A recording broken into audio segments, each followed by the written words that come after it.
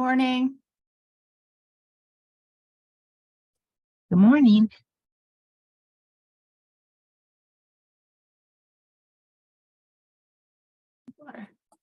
People are rolling in.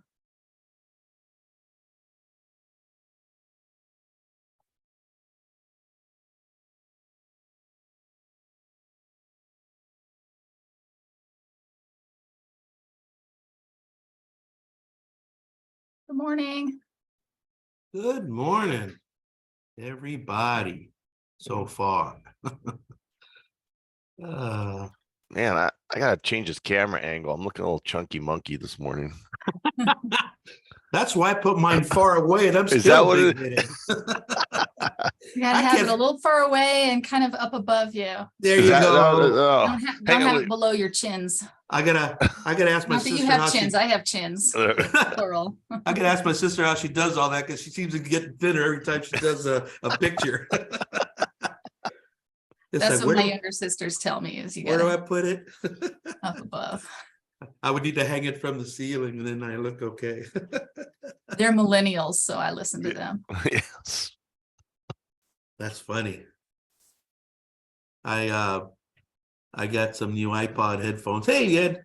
I got them from my daughter. She had Wonder Woman iPod headphones, but they work. So I've used it over. The guy goes, "Oh yeah, you're buddy of mine." He goes, "You're hip." I go, "Is that the word anymore? Really?" Because hip is like old. I go, "We got to find somebody in their 20s to find out what the new word is." Oh, anyway. Hi, Tawny.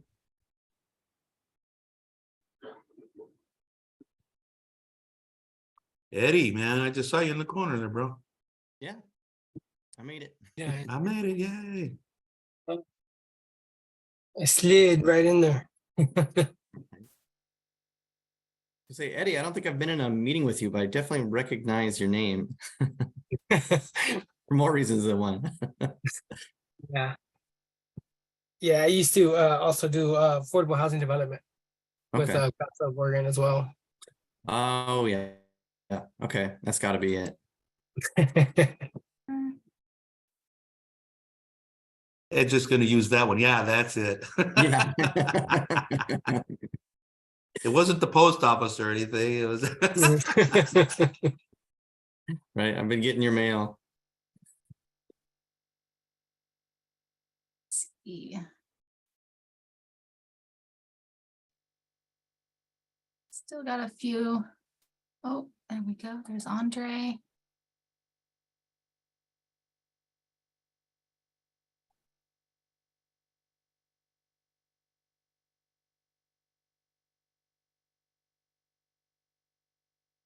I think well, I think everybody got Nancy's email this morning.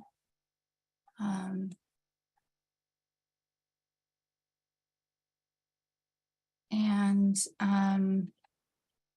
Rose isn't going to be able to join us this morning, and Arthur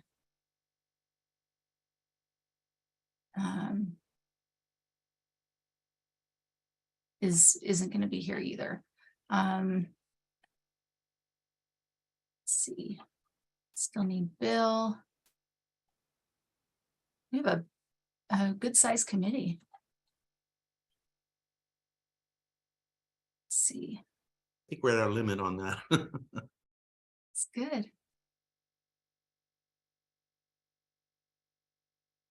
Okay, there's Kat.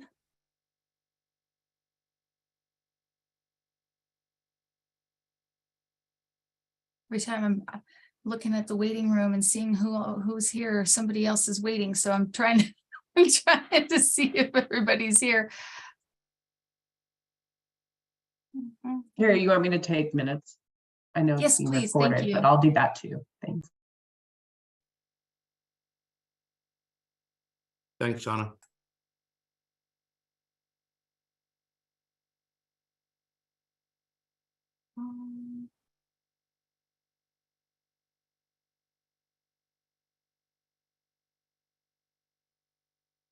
Let's see.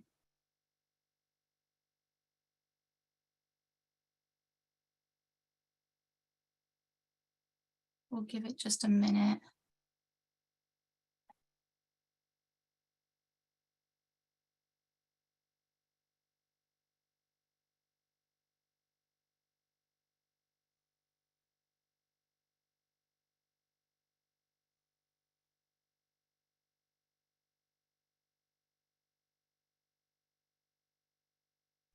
Do we know who's on the phone?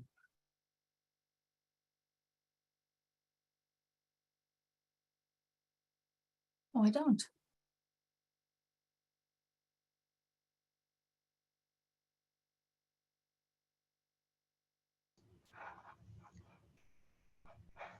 Oh. Oh, there's Alec.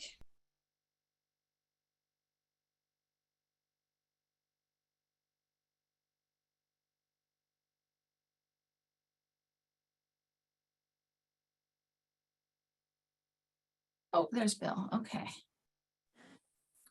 Hey, Alex. You're all joined, here? Sorry. All right. Good morning. I think we're all here. And forgive me if I'm forgetting anybody. Maybe we can start with any introductions for folks that are new. I think that would be Keeble, and who else is new? Eddie, were you here at the last meeting? I was here in January's meeting. Okay. And Ed, I think you've maybe attended an MHAC meeting before, but not for a while. This is my first one. Oh, okay. And I think we've got somebody new from Craft 3.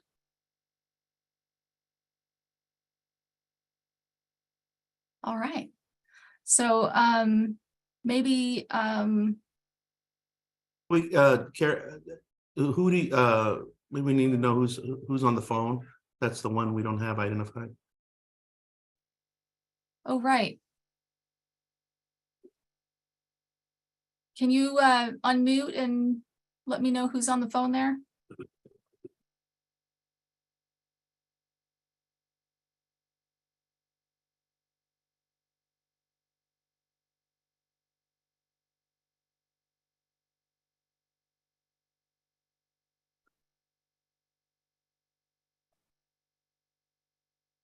Oh, there's Lisa. Or maybe put it in the chat.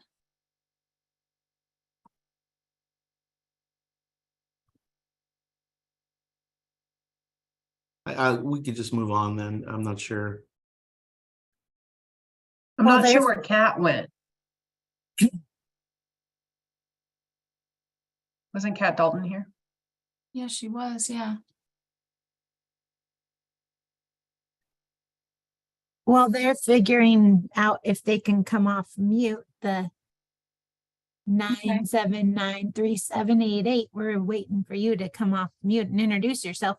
I could introduce the new person from Craft 3 if that Okay. helps.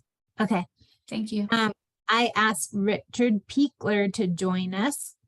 He is a new senior lender from Craft 3, and he is focused on housing, primarily right now working on our accessory dwelling unit loan, but he has years of experience in housing and construction financing. And so I thought it would be wonderful if he could come learn what we do on this committee and learn a little bit more about manufactured housing replacement. So Richard, want to introduce yourself?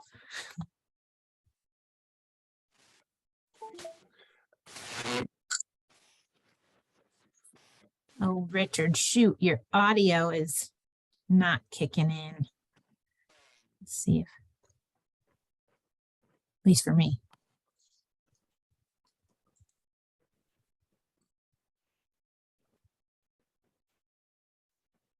Wonder if you just unplug completely and just use your computer audio, if that works. You hear me now? Yeah. Oh, okay. Oh, can you ever? As Tony said, I have been in lending almost my entire career in mortgages and with an emphasis in construction for several of those years. And I just think this is a really exciting opportunity working with Craft 3 and their mission and with Tony on this project.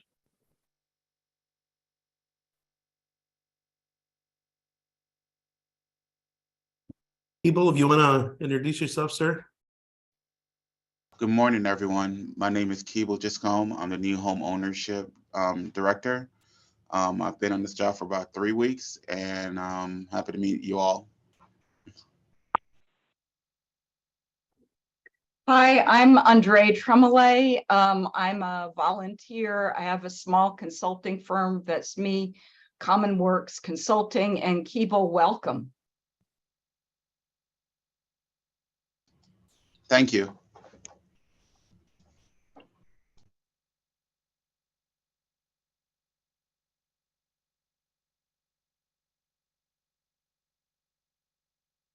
Has everybody else already introduced themselves? We haven't, and I think maybe we should. I'm Carrie Hodai. I'm the program manager for the Manufactured Home Replacement Program for OHCS. Since I'm on, I'm Lisa Rogers. I'm the Deputy Director at CASA Oregon. I'll jump in, Alec from Umatilla Electric Co-op, government relations. We have a different program that we run with the feds, and we team up with the state, and we're kind of the first cooperative, I think, in the nation to do a home replacement. So we're happy to be here. And I'm on mute or on no camera for a reason. 2 little kids. I'm Rick Abrego, Assistant Director for the Manufactured Housing and MMCRC Manager. I'm Bill Van Vliet, Executive Director with NOAA, the Network for Oregon Affordable Housing. I'm Everett Horvath. I'm the Manufactured Home Replacement Navigator for OHCS.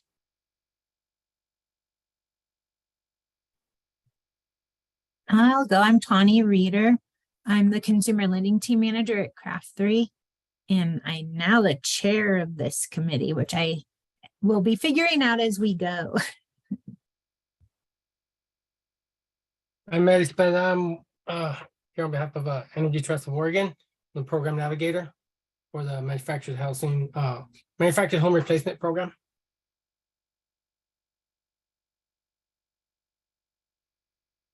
Donna McDonough, I'm a program analyst here with MMCRC and Manufactured Housing Replacement Program. I'm Ed Brown, and I'm a program analyst with the Affordable Rental Housing Division. So we're more into the multifamily affordable rental housing, but we have grant funding that's through our section that handles the park preservation, NOFA or funding that's available. So that's why I've been invited, and yeah, here today.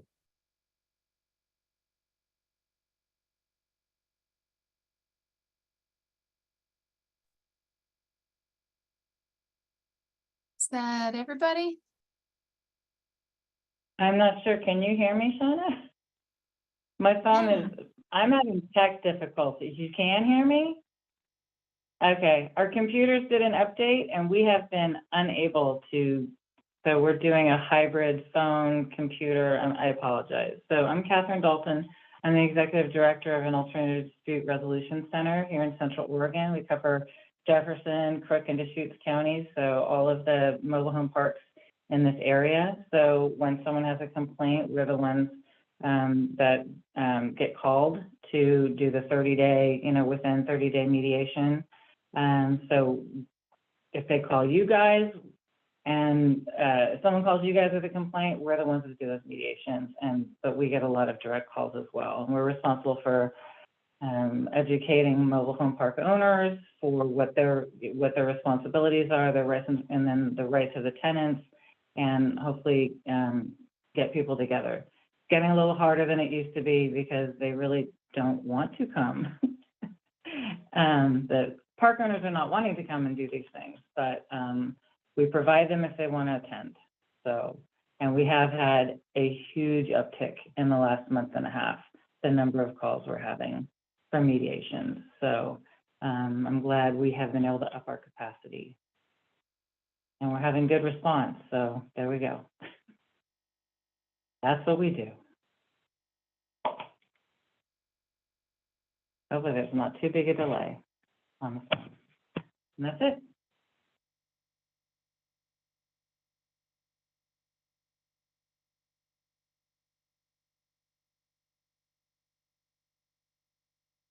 All right. I think that's everybody. We can jump into the agenda. I think maybe we can move past the committee chair since Tani already introduced herself, and we're really grateful that she's volunteered for that and has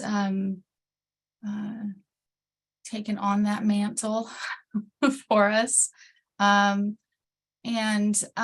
wondering, so the next piece on there is the committee report to the Housing Stability Council. I'm wondering if the committee would want to, there's been questions about the park preservation that have come up. If we want to just take a second and give Ed a chance to field those questions before we jump into going over that report, because it might be kind of time consuming. I know because Ed's stuff isn't on the agenda. It didn't get put on the agenda, so I wanted to kind of give you first, not to put your feet to the fire or anything, but to just give that a little bit of priority if those questions have come up for committee members. Yeah, if anyone has any questions, I'm happy to do my best on the fly. And yeah, if there's any questions I can't answer, I'd be happy to come back to the committee with. Ed, if I could suggest, and maybe you can just give a little background on some may not know what the park preservation is. Okay. Yeah. So just starting with the program itself, we have oftentimes primarily through the General Housing Account Program, we call it GHAP. We have grant funds that are available to existing parks in Oregon that are either through a nonprofit or through a member-owned co-op model of ownership. We're able to provide state resources to help that park either be acquired or acquire itself if it's a co-op to gain control of the naturally occurring affordability that we often, or at least used to see with manufactured dwelling parks, and to be able to have control over rental increases for the long term. So that does put OHCS affordability restrictions on the property for 60 years. We've tried to design that in a way that is sort of an easier bar to meet than traditional affordable housing apartments. And we've been operating the program for kind of off and on. We've not had it provided every year, so it's roughly 10 years that we've had the program running, and it's been successful in helping preserve the affordability of I think over 20 manufactured dwelling parks. I don't have the exact number in my head, but that's kind of the gist of it and sort of the history a little bit. I think the first initial push for that to make it a program versus just another style of affordable housing through our section was in 2011 through the legislature gave us some funding for loans initially, but then it kind of grew past that, and we now have it as grant resources. And for folks wondering what or how much subsidies available, the total amount for all parks each year, that varies, both depending on how much the legislature gives us and how much we're able to allocate based on incoming taxes that we generate through the GHAP program. But last year we were able to put forth $20 million, or actually $25 million, excuse me. And then the legislature boosted a lot of our funding programs. We had an additional $20 million. In the biennium 2022-23, we had $45 million for park preservation. And in OHCS's current subsidy limitation for requests for that is basically up to 60% of the park appraisal, and also up to 60% of what we term as critical infrastructure improvement needs is identified by a third party. And so that typically it's improvements that are needed, improvements or replacements from years 1 through 5. And that's how much subsidy is available through this program to help acquire the park. So Ed, can you talk about how much remains of that 45 million and sort of what that pipeline looks like? I know there's been a lot of activity through it, which is fantastic. So I think it'd be great for this group to have kind of a snapshot of what that has looked like. Yeah, at present, there is currently just, I think it's $11.6 million is what's available for this biennium. And there is a bill in the legislature to appropriate more funds for this program outside of just what OHCS might be able to put into that. I know that I don't believe internally we've even started looking at the funding calendar for the next biennium, but usually we put that out in the fall. And so that's what I expect that we'll do again. So there could be a similar size appropriation of funds for the next biennium that we had this biennium.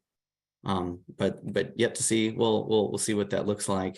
But I think that it'll be similar at this point. And yeah, the 11.6 is what we have available. I can say that we do have one applicant that has recently submitted an application that may use up some of those remaining funds, but it'll also be a question of how quickly we'd be able to make available any funding that we get through the legislature.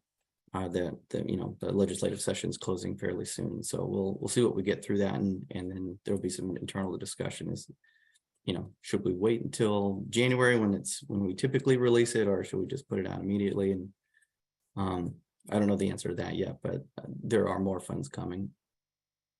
Great, it's fantastic.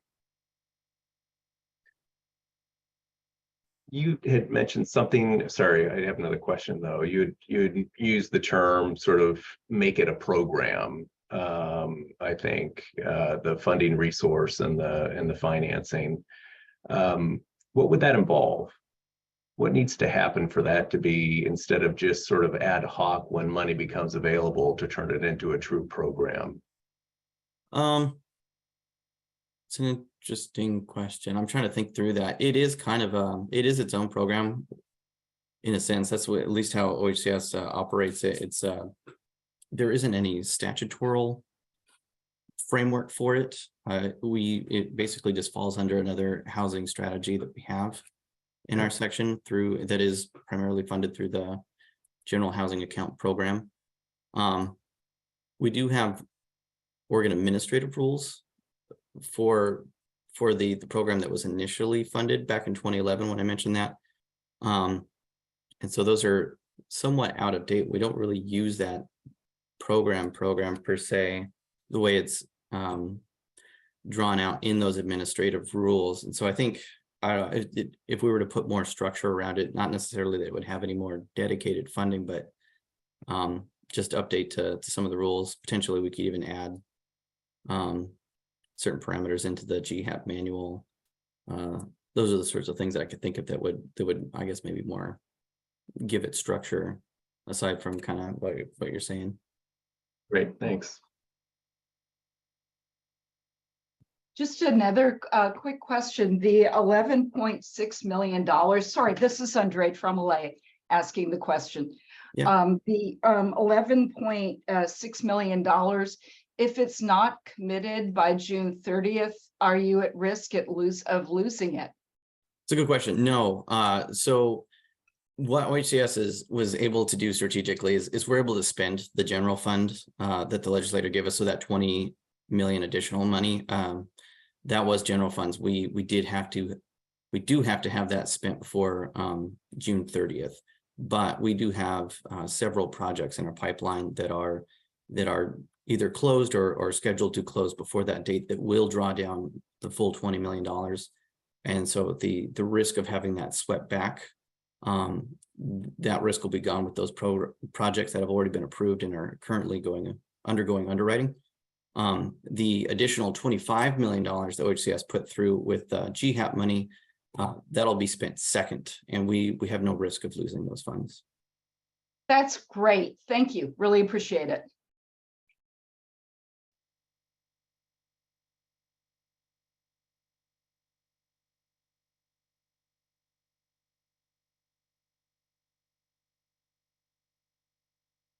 So this is Andrea again. I'm sorry to be so intrusive this meeting, but I'm gonna need to leave a little bit before 10.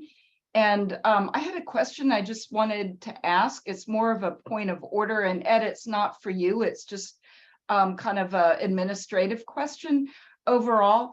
You know, I've wondered if it makes sense to ask our the chair of our committee to facilitate meetings rather than having staff do that. I mean, just in terms of relieving some of the burden on staff during meetings, not taking any power or anything like that, but just to help us move through the agenda.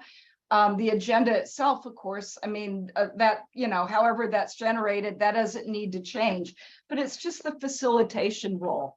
And it's not uncommon for a chair to take on that role. So Tani, I'm putting you in the spotlight and making it difficult, but I just thought I'd ask.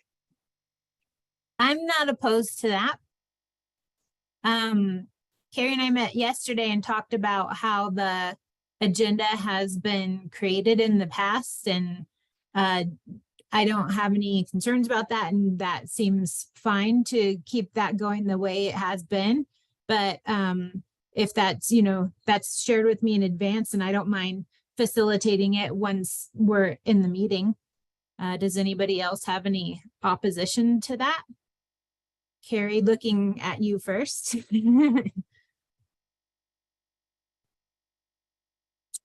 Maybe we start with it next meeting. Okay. That sounds like a super idea, Tani. Thank you for taking that on. Big thanks. No problem.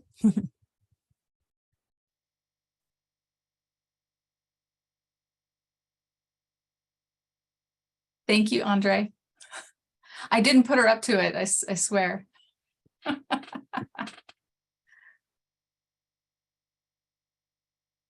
I will just say hi and a thumbs up. And thanks again. And I'll put my video off again, and I'll just quietly depart when I need to. Ed, I did have one question. Yeah. Wondering if you could share like some of the challenges during that first biennium that your program faced? Challenge wise, yeah, I'm just thinking off the cuff. I mean, one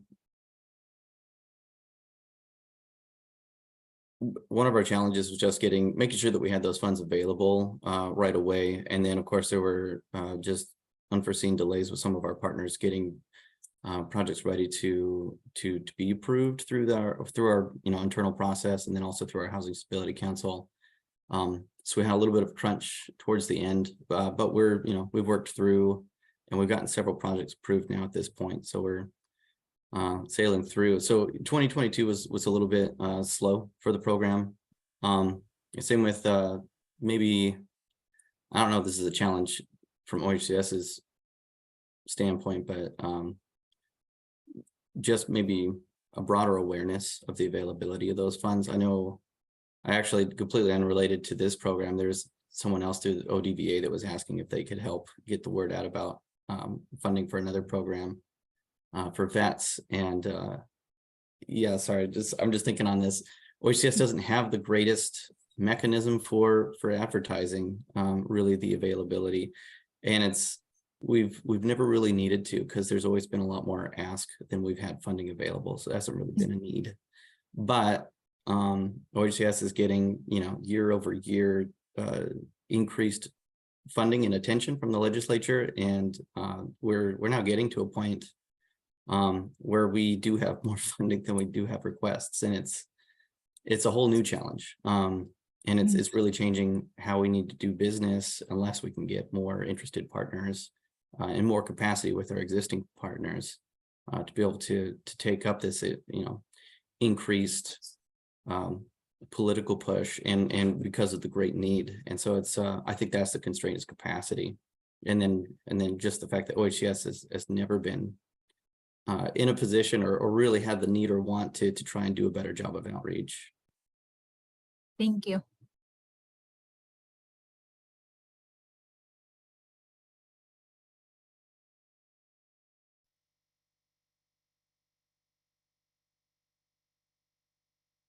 So I'm wondering, I guess I want to connect a couple of dots because I've a number of us, I think, have been involved over time, both with this program and with sort of getting to where we're at with some of the various different ways the department touches manufactured housing. I think there's probably some new faces here too that the history might be just a little useful for, but back in 2019 with House Bill 2986, that was a suite of resources to the department that was designed to sort of work together. And it created the home replacement program that this group now operates. It put money into park preservation, and then it also created acquisition resources into bridge financing for park acquisitions. And those were all designed to kind of work together and leverage off each other. So you could take advantage of purchasing parks with these acquisition resources for the times when Ed didn't have readily available resources at a moment like he does now. That hasn't always been the case. And there have been times when we've had to purchase and hold parks for a period of time. So we needed more capital for that until the next public resource came together. Or it was going to take a little bit longer to pull things together for the permanent financing to come in. And then the home replacement component ties in that we really wanted to build the portfolio of co-op owned and nonprofit owned parks that would then be great candidates for more home replacements. And hopefully as we continue, I know CASA's got a great number of parks that they've been converting and have in the pipeline now. Those will all become candidates where we could make available the home replacement resources in a pretty strategic way. So all of these things were designed to kind of work together and build up the volume of work we do across all of the products. And it's really exciting to me to kind of see all these things now kind of coming together where we've got robust pipelines of park acquisitions. And, you know, Ed and the team at OHCS have done a great job getting the home replacement money out. And are patiently waiting for more money to come in so they can open the door again. So it's really been exciting to see us build this whole segment of affordable housing up. So I do think it's very close. If it's not a program, if you don't consider it a program, it really is becoming a program, and that's the goal. And hopefully we get to where we have very predictable resources coming into all of these buckets year after year after year. You know, and maybe there's things this work group, this committee can do to help make sure that happens. And I'll add to that a little bit, Bill. Thank you for that.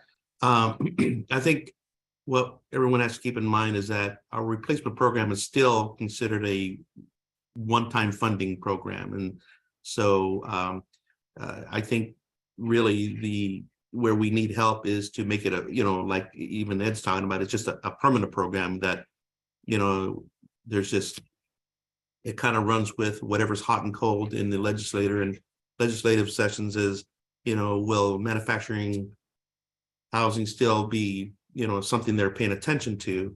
And when it loses its, we'll say its interest, you know, will our program still be here type of thing? So that's one thing maybe as a group we can continue pushing forward to try to make it a permanent program, because that's not something we can do at our level. But you know, that's something that we will want to try to figure out if we want to continue this program.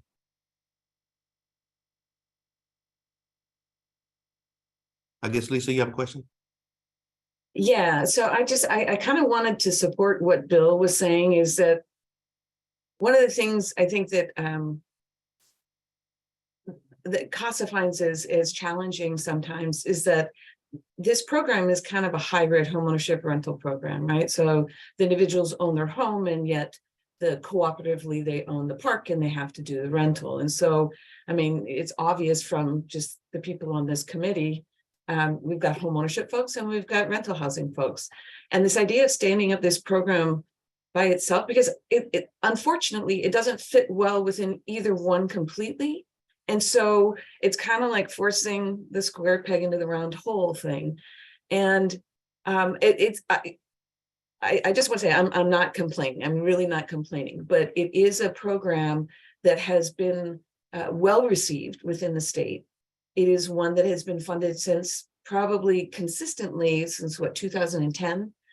So at some point, I think that it is a program and it should be kind of considered that way. I understand what you're saying, Rick, that, you know, with the home replacement, it isn't part of the regular funding that we've been receiving. But that, I think, is because we were just building up the framework with which to make sure that that can happen, right? You're right. There's so many asks right now at the legislature. It's crazy. I can't imagine being a legislator right now, especially when you can't even get to the Senate floor, but I keep that comment to myself. I just think that we as this group should be looking at what Bill is saying. We've done so much work to develop it into its own program at some point. Manufactured housing, right now we're working with OHCS on Talent Mobile Estates, which is one of the parks that was burned, right? And all in, so buying the park, doing the infrastructure and replacing 70 of 80 homes or whatever it is, it's probably 77 homes, I believe, is $280,000 a home all in.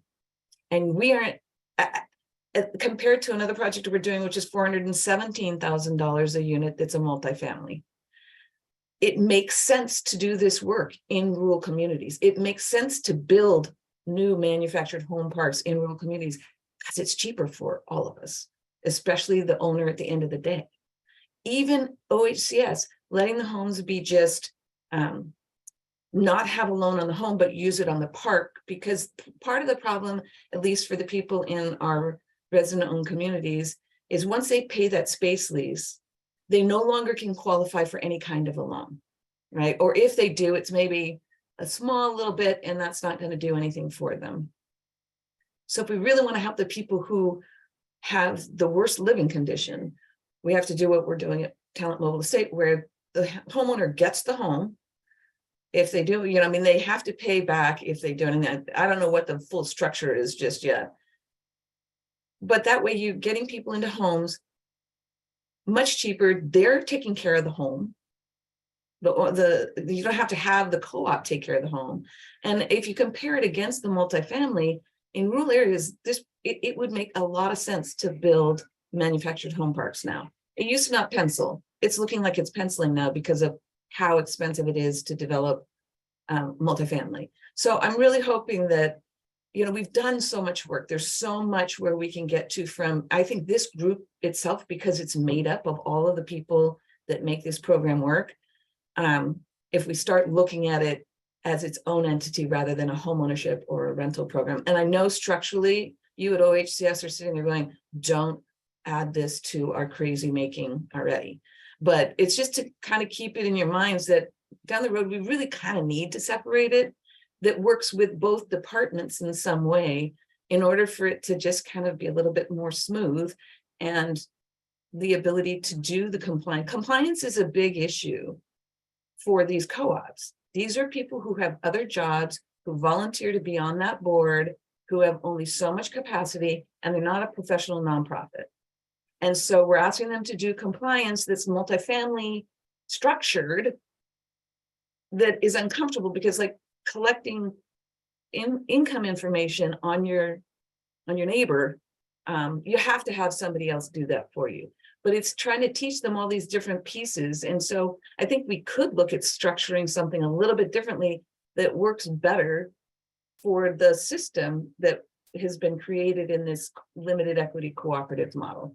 So I'll shut up right now, but I just really liked what Bill said. And I think this is the group to do it, because there's all the people in the room right now. Thanks, Lisa. I'm going to jump in, Alec from UEC.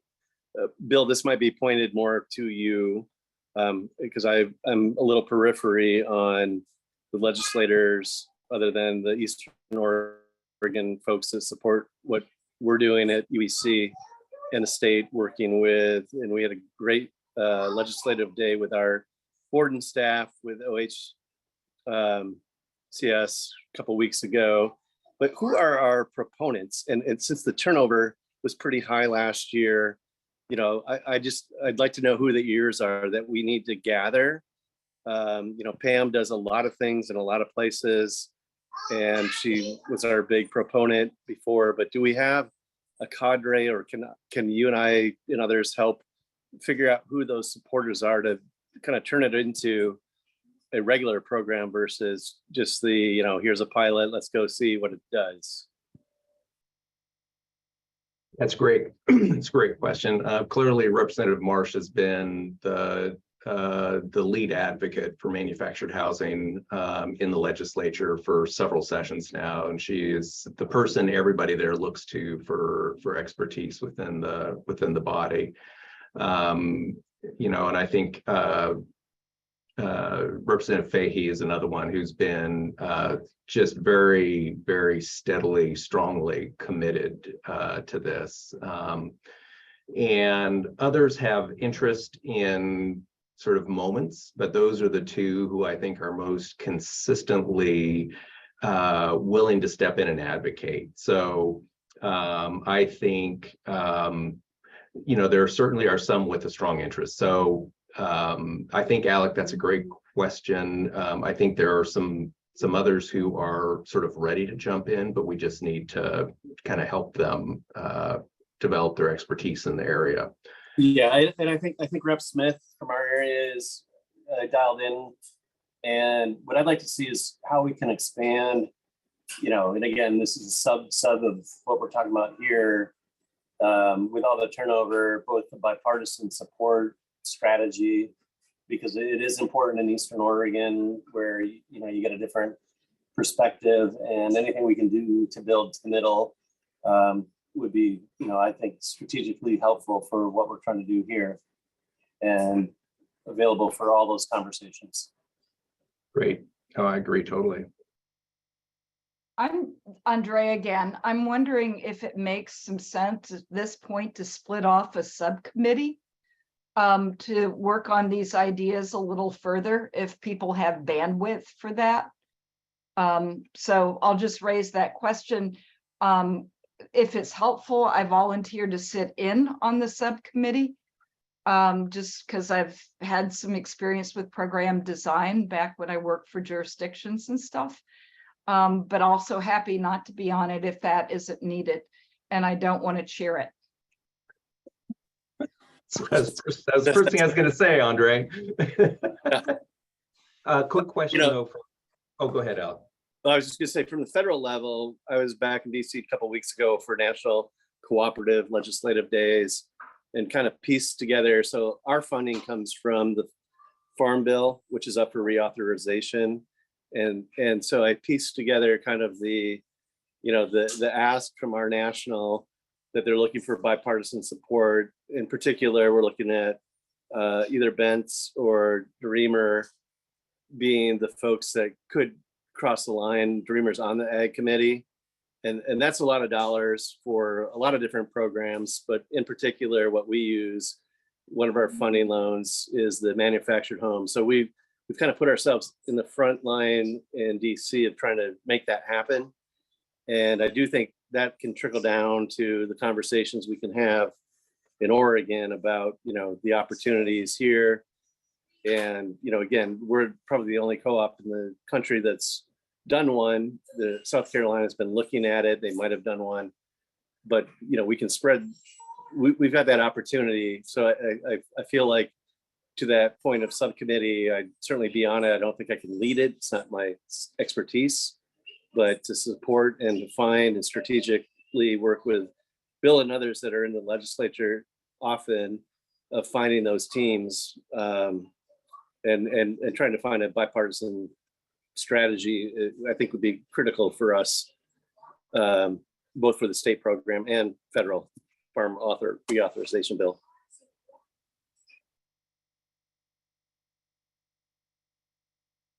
Eddie? My turn. Just want to make sure. I have been working with ATO. I have been contacted by other co-ops that are wanting to know how they can participate in a program like that as well. I don't know where to send them. So I send them to my supervisors and they look for help, but there is interest out there. There's interest from. Yeah. There's Are you interest talking from. about electric cooperatives or housing? Yeah. Electric. Electric. Yeah, if they're Oregon, point them right to me. I can fill them in and help. I'll contact you with them because I know that Curry County or something like that, electric. I know that they reached out to me because they heard of the MHR program from ETO, and they were like, "Hey, can we qualify?" It's like, honestly, we can't. So, they're interested. So I'll make sure I connect them with you. Whenever I get interest like that. Yeah. There is so much interest in this program. It's crazy because I've talked to so many people, and it's like they're in an inefficient home. They don't run their electric bill too much because they can't afford it. I've had to make calls and ask people, why is your electricity not so high? And they're like, we can't afford it. We run it a half hour a day, and that's all we can afford. It's like, oh my God, it's crazy hearing stories like this. No, and I think there's a lot of momentum. We just had one of our energy efficiency speakers last week at I don't know what the name of the conference was, talk about the various programs. And, it's where I think we've been smart on the state level to do what we've done. There's a bigger platform for us to talk about the good things that we do in Oregon in addition to the federal money, and to kind of package that up again in this is not about a left or right or Eastern Oregon or the Valley. It's something we need to do. And there's a lot of attention on UEC for what we've done, quite honestly. And, and we always bring along what Oregon has done and is available. So I think there's opportunity to help this just both in the state and more broadly, quite honestly. I think I'll follow that. Our program, I think the manufactured home replacement program has been picked up all the way to Alaska. We got contacted by a housing, I'm trying to remember what agency she was with, but we got a call from somebody all the way up in Alaska that wants to learn about the replacement program. So Oregon is really, I think, leading the way, at least on this coast, for what we're doing. I wanted to pose one more question to the group about the park preservation that Shauna had brought up. And I think Lisa was talking about it at the last meeting. The disconnect, I think, that park residents experience when they find out after the fact that their park has been sold, and they don't have a chance to try to form a committee and purchase their park and turn it into a co-op. And if there's any, opportunity for legislative change to extend the amount of days or amount of time that they have to. Thank you, Shauna. It was Anita Baker grant with Alaska. So I don't know if that's something that this committee can take a look at and try to work on legislatively to help with park preservation. I mean, obviously not this session, but in future sessions.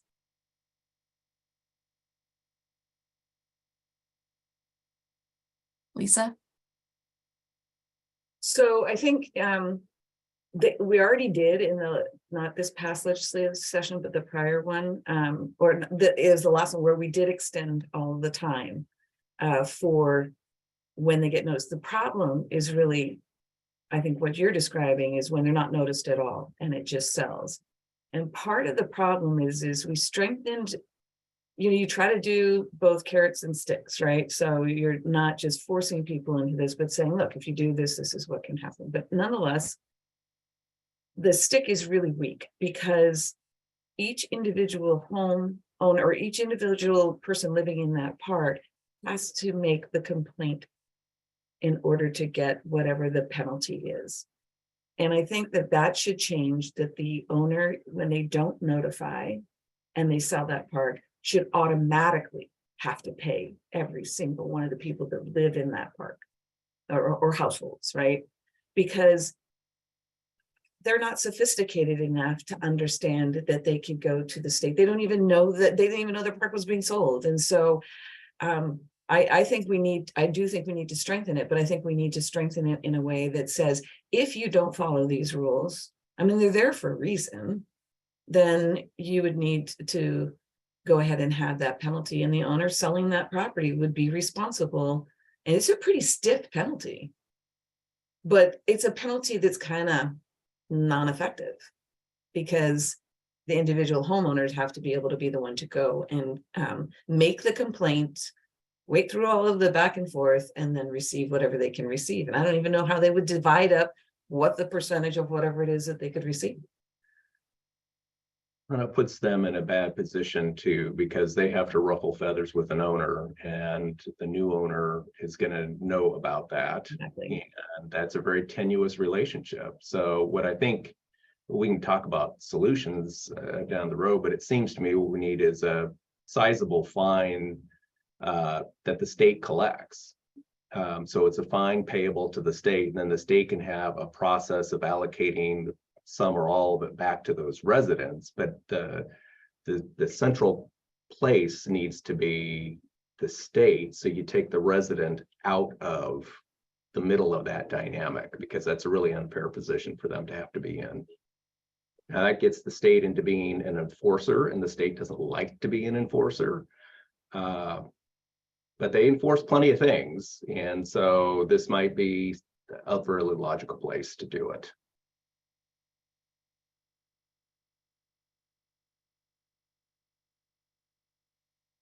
I Yeah, think to have that happen though, sorry, go ahead. Carrie, is to change statute. We can't just change it in the rules, right? Is what I think is our sticking point. And that's when we were doing the rules revision group. There was nothing really we can change in the rules. We are trying now to set up so the owners, I mean, it's such baby steps, you know, the owners have to tell us their name and their address and their email. And, you know, we don't even get that much information when they register or do the training. But I think we've all, Carrie, I wanted to ask you to explain about holding the title, you know, so that it can't be sold. And I don't know if that is what, that would be even more stringent than the fines, I guess. Well, there's the, in statute, the park owner is required to notify, you know, their residents and OHCS of their intent to sell, or if they've received an offer that they're considering. And then if they've sold, they're required to notify OHCS of the conveyance of the sale, but it doesn't really have any teeth if they don't. Except to the residents, it doesn't have any teeth with the state. The state doesn't have any, you know, if they don't register, the state can, you know, put, you know, is it a lien on their property to collect their registration fees? Is it through Department of Revenue? There's some teeth there to collect the registration fees, but there is no teeth for OHCS behind not receiving the notice of conveyance or the notice of intent to sell.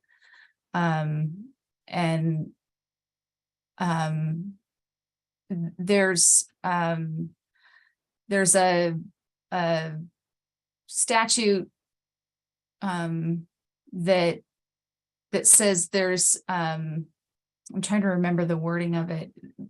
Basically, right behind it that says, park owners may file a affidavit stating that they've complied with those statutes, that the buyer can count on in the sale or something like that, in the transfer of the sale as being true. But it's that word may, that they may file that affidavit. And so if changing it to must within the statute, I'm losing my train of thought. It's really a small change that might, changing the may to a must in the statute might hang it up in title, is kind of what I was thinking. That didn't make any sense. Sorry. I think Bill has a question. That's just a comment, and then I think Tawny wants us to move on to the agenda. Sorry. But in just to carry this, just put it out, another possibility on the table. And I say these things knowing that it is proposing World War III with the investor owners. And that, but, you know, it could be that, and this would be statutory, but could require that the department, for all the registered parks, because the department keeps a registry of all the parks, just record a memorandum on title to serve notice to the title officers that they have to notice the state whenever there's a transaction, and that they have to report the transaction details too afterwards. So there's a way there in that title transfer that we could, without really, you know, too much difficulty, obligate that step to happen as part of the transaction. But it's going to bring out some nasty people. It will, but I think to Carrie's point, we do have to look legislatively about what we can do in order to protect the residents. I mean, that's the whole point of the law in the first place. And if it's not being able to be effective because people just aren't doing anything and they have no penalty really effectively, I think that, yeah, we have to do something. These kind of ideas are perfect to be bringing up here so that come the next legislative session, we can come up with what that should look like and then propose it. Mm-hmm. So I agree with Tawny. We should probably move on. The committee report to the Housing Stability Council is well past due. So it's been written. It's a update from the last committee report. I'm not sure how. Oh, Lisa's you've got to go. Thank you. I'm not sure how the committee's done it in past years, if everybody's gone over it together or if it's been sent out to everybody to take a look at before it goes to Housing Stability Council. If you guys can bring me up to speed on how it's been done before, that would be helpful. Sean, I think this is the first time we've done this since I've been on the committee. So Same here. I think this is, yeah, I think we're treading new ground here. We've reported once, and it was before, I think probably any of you were here as far as the staff goes. It was, I think Chelsea was a one-person machine back then. And she and I went to Housing Stability Council and did a quick presentation. It wasn't too much. And then the report was submitted. And Carrie, I know I have and have seen the report. I don't know if everybody on the committee has seen it. I think it'd be good to go ahead and circulate it to everybody. and ask for comments. I haven't had time to really dive into it. I've just been way too busy this session. So, but I do think that we want everybody's input on what is going to go out the door.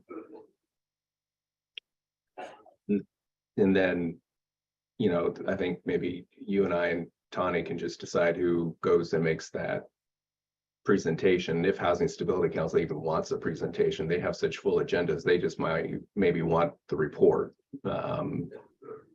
So it's probably a fair question to ask them.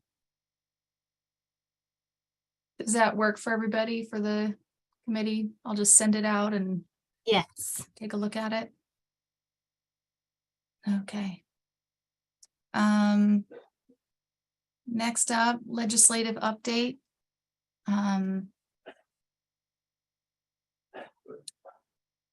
That was on the agenda from last time. Sometimes I just leave stuff on there to carry over if we didn't get to it from last time. Do we have a legislative update? I'm going to put you on the spot, Bill. Yeah, I can do that. Sorry, I'm talking way too much today. I guess I always talk too much. There's two bills, House Bills 2983 and House Bill 3151. House Bill 2983 is the money bill. It's four funding proposals in it. It's probably the one Ed was referring to. It has money for park preservation, some of which is already in the agency budget proposal. I think we maybe are proposing a greater number than that based on activity that's been coming through. We are allocating or requesting for the first time $10 million for new park construction, subsidies into new park development. And that again sort of builds out this notion of a program that's comprehensive. And I think the only way to push back on the big rent increases of parks is to make more parks and increase the supply in our communities. And it's a great source of affordable housing, as Lisa pointed out. So that's an important component. There's money to increase the size of the acquisition funds. And then there's a little bit of money for DLCD to create model codes for new park development. And most of those codes for parks were written in the 70s and just haven't been updated, and none of the jurisdictions have either the technical skills or the capacity to get that work done. House Bill 3151 just passed, and 2983 passed House Housing and is sitting in Ways and Means for decisions. It probably would benefit greatly from any support people on the call here can provide to it. Obviously, and I don't know where the boundaries are for the department folks as far as advocacy, you probably can't. House Bill 3151 is a policy-focused bill. It defines, adds some definition to what park owners can require new residents to pay for and install as part of placing a home in a park. And that comes out of the wildfire recovery work where investor owners were requiring new residents to pay for things that we considered park responsibilities and infrastructure. So we're putting some definition around that. There is a dispute resolution provision in there that clarifies and extends the sunset of the dispute resolution resources. And that has come out of the folks who helped set that program up and caught a few things that were being limited by Department of Justice too conservatively from what the intent of the legislation was. It expands development rights for manufactured home parks on certain zoned lands, as long as they're owned by nonprofits or cooperatives or housing authorities. Essentially, is a clear path piece where it accelerates approvals through the jurisdictions for permitting and eliminates an ability to require certain zoning changes. And then it expands the use of, it allows the department to expand the use of the acquisition loan funds to include construction financing for new parks. Because right now that's a barrier for new park development, especially by nonprofits and co-ops, is getting that construction loan. So those are the three policy things that don't have funding requests, the four policy things and no fund requests in 3151. That just passed out of Senate Housing and is waiting for the Senate to reconvene and actually start working again, which we don't know when that will be. That's it.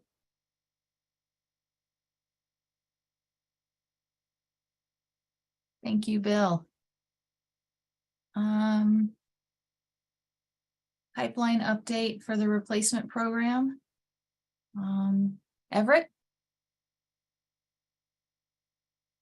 Yeah, so again, as we kind of went on this journey of creating the replacement program, we're learning a lot as we go. We've got all of our projects are bogged down with one issue or another. Primarily, it has to do. We have one project that required a wetland survey from Marion County. So we're 6 weeks into that, waiting on the county. A lot of them are bogged down with permitting. There's still a lot of building going on, so a lot of issues are around the permitting process through the different jurisdictions. Again, contractor availability. You know how it is right now, and hopefully we'll see a building slowdown with what the economy's doing. Contractor X will promise a start date of tomorrow, and that gets pushed back by a week, and then it gets pushed back by another week and another week. And nowadays, with a lot, most of the codes requiring a minimum of concrete strips as a base to set the chassis of the manufactured home on. Availability of concrete now, for some reason, is becoming slimmer and slimmer. So the good news is the homes are being built faster. Bad news is the construction time is growing. So let me pull up my pipeline, and I will say currently we have about 12 projects going on. They're all in one state or another, and I wish I could give you a project completion date, but I just don't know. It's up to the permitting agencies and running herd on contractors. It's difficult to get a hold of those folks, and I understand that they're really busy to try to take care of folks. So we had one home sited last week. The problem is so it's a double wide. So as you know, they site the home, they push it together, and then that contractor runs away. And then another subcontractor comes to do all the punch list items, fixing the cracks in the drywall, whatnot. They were supposed to have been there on Friday, and now they got pushed out 2 more weeks. So the flash to bang time is getting wider and wider. And one thing that's kind of something we're probably going to have to plan for in the future is the amount of time that these folks are going to spend in temporary housing between the disposal of the home and actually the move-in time of the home. It's quite a network of contractors, because normally included in the price of the home is the delivery and setup of the home. So then it's getting the contractors to do the punch list items, and then another contractor to come in to do the site work, which is hooking up utilities, moving utilities, building the porches, the decks, carports, and whatnot. So if there's any specific questions, I'd be more happy to answer them. I'm gonna just give a big snapshot of like the program overall pipeline. Since I think the committee's aware that we're fully allocated. So the pipeline's not not growing. It's just kind of wrapping up these projects, or some of them are still waiting to get started. But they are committed, the funds are committed to the eligible participants. So for the funding that the replacement program got for 2021 to 2023, we had 52 home replacements. Oh, where's my notes? 17 of those were for the regular MH replacement program, and 34 were wildfire replacements. Oh, so that was 51. I'm sorry, 51 replacements. We had one replacement that was committed, and then she received WRRA funding, and so she withdrew her application. So it's 51 replacements. So I think that's something that the committee and OHCS can be pretty proud of for a $4 million budget to do 51 homes. Yeah, if I can tap onto what Carrie just said.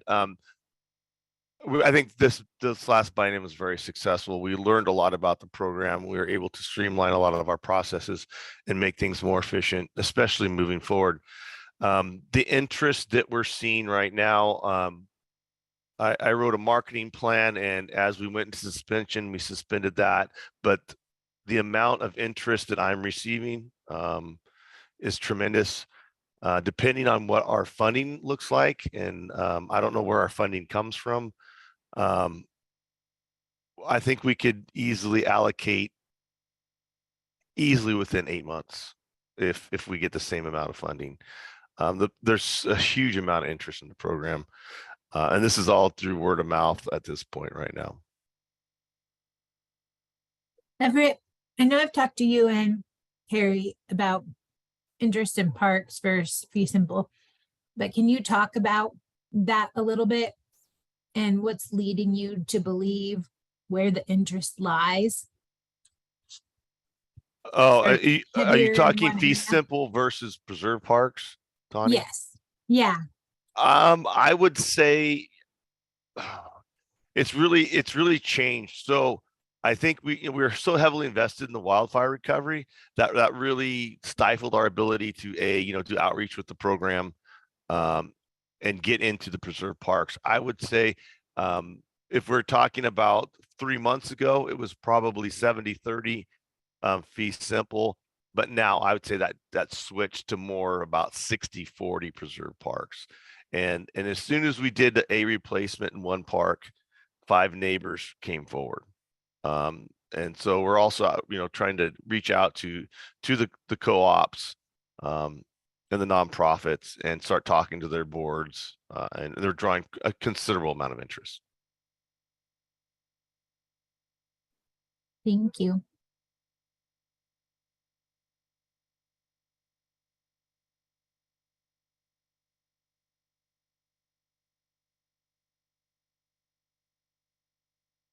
Any other questions? Eddie? I do want to comment on Everett's conversation about that.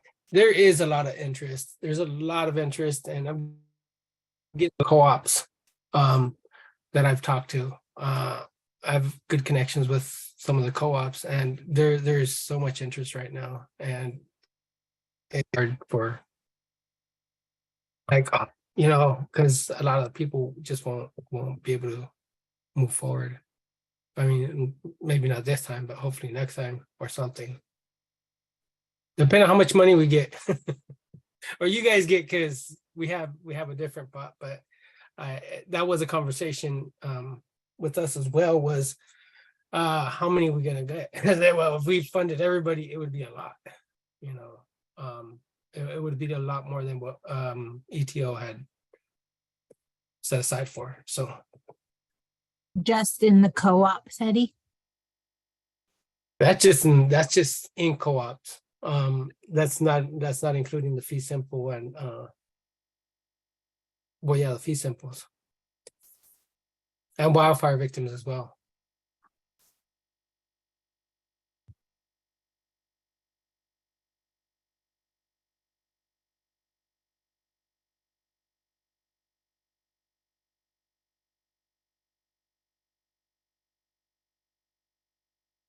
Any others?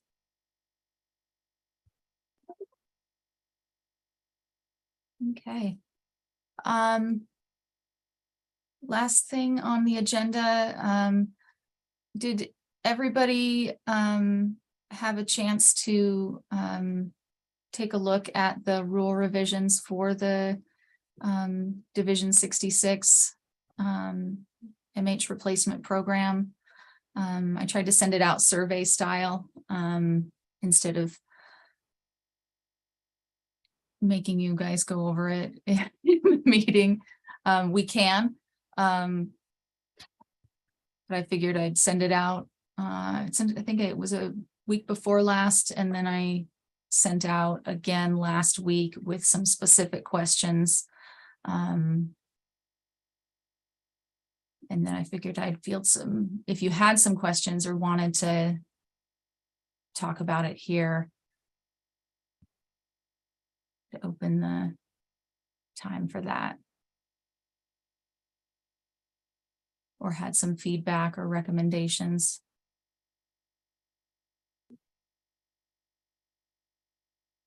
I know they weren't very exciting changes.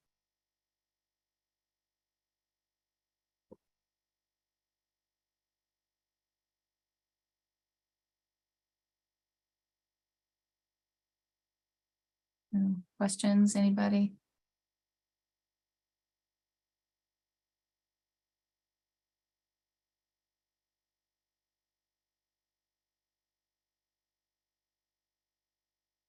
I didn't have any. I appreciated the way you did it. And sending it out and giving us the opportunity to review it and everything. It was, if I'm being honest, it was the first time I didn't read the first version of them because I'm newer to the committee. I didn't join at the very beginning. So to me, it was like reading them brand new. So I don't have questions about the changes necessarily. I don't know if anyone else is in that same boat. Okay.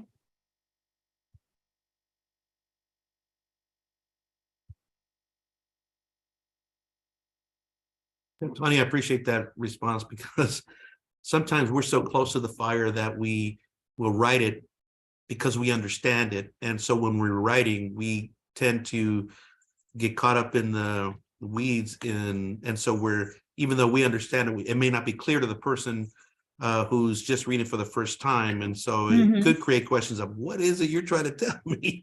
Yeah. So it's actually a great news that you read it and we were able to revise it so it still made sense. So thank you for that, because this is kind of confirms that we're doing it correctly so that the common person, not that you're common, forgive me for that, but just that the lay person can read it and understand what we're trying to do.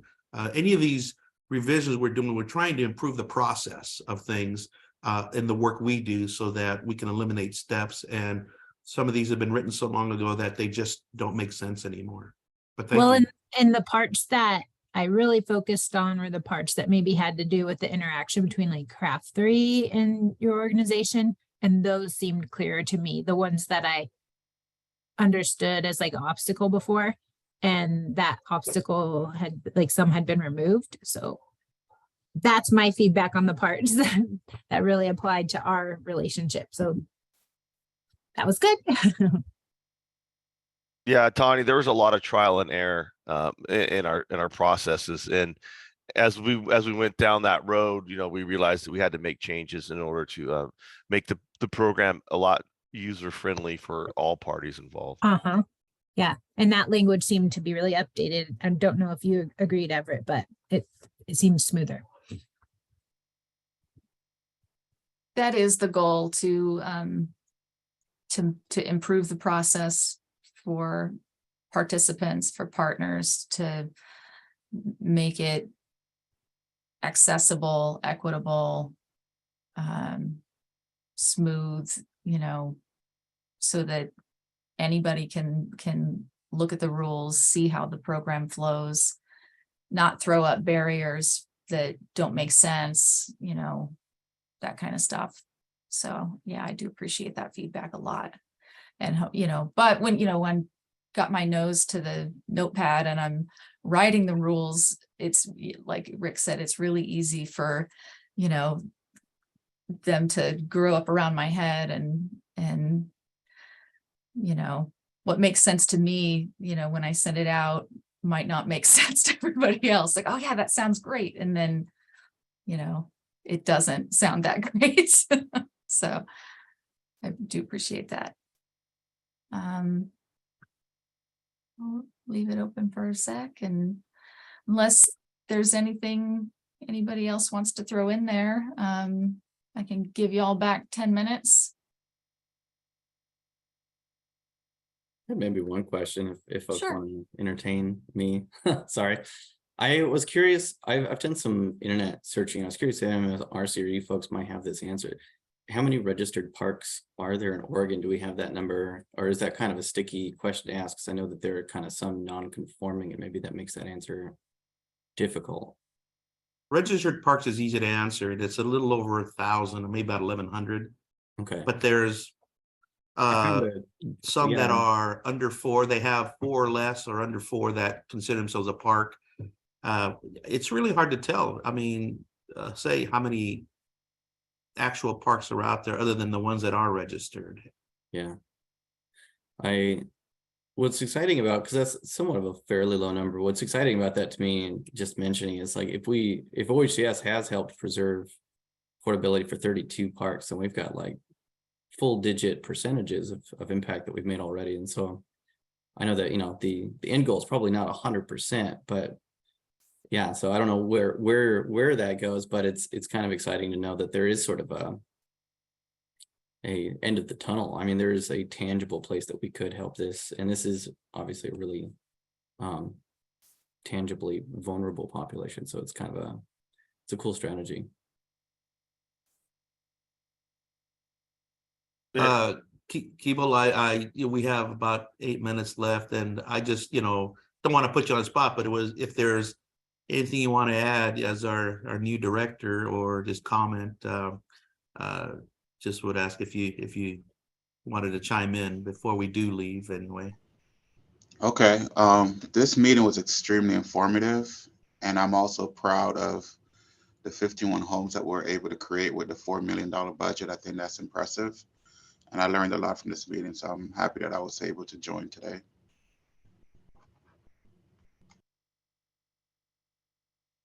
I'm really curious about solar for new houses. That's my other thing, is I just want to put a plug in. It's like, is there any way we can get like energy funding for the new houses we're putting in? Like, imagine if we could just stack solar on top and just, you know, kick that whole energy question out of the room. The problem with that, Ed, right now is the vast majority of manufactured homes, the roofs cannot support solar. You can order them to support solar panels, but it's going to drive the cost up, and Okay. it just has to do how the trusses are engineered and the weight loads. Can you put them on the ground? Absolutely. Everett, Ed, and I should talk. Well, and on the carports too, that are often site built, I've seen that used as a strategy. And Bill. He spoke up. Yeah, I know space is a real constraint for some parks, but I've seen other parks that they have a lot of undeveloped land. It'd be interesting. All right. So are I'll you send- the- you Do we guys have a need solar subcommittee? Is this happening? Saginaw, St. Vincent de Paul Saginaw Park has a pole-mounted solar system with it. I can't remember if they've get energy through the homes or if it's just back to the grid, but they do have a pole-mounted system. They worked with their local co-op energy provider down there on that to get it set up. Sorry for my camera. My suggestion would be to reach out to Odo. They're Yes. pulling a lot of the federal money that's flowing through that agency, and see if there's conversations there, if you haven't already. So there might be some, you know, heat pump. There might be some other opportunities that make the pot a little sweeter, that can get funded through the federal stuff. So I'd reach out to Odo. Bill? Yeah, since we have just a minute, I'll just catch everybody up a little bit about the new St. Vincent de Paul manufactured home factory that's in process. That's a factory that the state invested $15 million in the last session. And they have a site, a physical plant that they purchased in Eugene, and are in the process right now of getting the final permits to do the factory renovation work that needs to happen. They're ordering the equipment to sand it up. Their goal is still to have the operations begin in the third or fourth quarter, probably the fourth quarter of this year. They're going to offer a single wide model and a double wide model. The floor plans are efficient and really quite nice. And they've got two prototypes of the single wides sitting in the factory right now, and they're going to start building prototypes of the double wides as well. But the goal is these will be just basic but good quality manufactured homes that'll be energy efficient and low cost. So the point is to get them out of the factory at a lower price point than the mainstream manufacturers. And it's not going to be home for everybody to choose, but it's going to serve a segment of the population that isn't reachable right now and might be really helpful in the replacement program, I think, especially for some of those lower income earners. So I just wanted to give that update. They're taking to heart things like fire hardening and energy efficiency.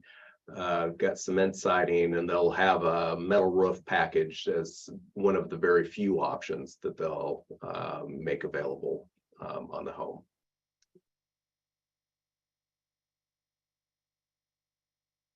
Thank you.